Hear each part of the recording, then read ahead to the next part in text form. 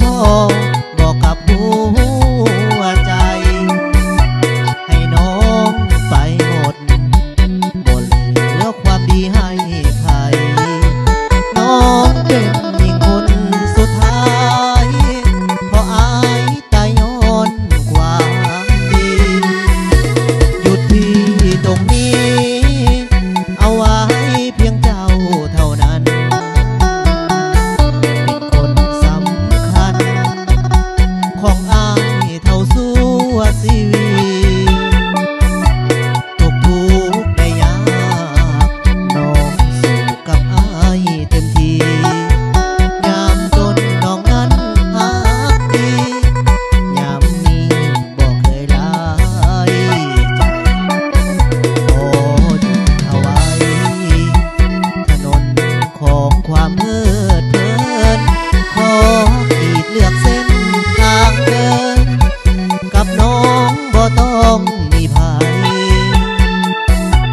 มีเจ้าคนเดียวเท่านี้อายก็ภูมิใจโลกนี้คงบ่มีใครมาแทนเจ้าใดแม่ขวัญชีวีหยุดที่ตรงนี้บ่มีเส้นทางสายใหม่พบคนถือใจเก็บเอาไว้บ่ให้ห่างหนีน้องคือนางเอกขวัญใจผู้ชายคนนี้น้องเป็นหญิงที่แสนดีอายจึงขอเป็นเพียงน้องคนเดียว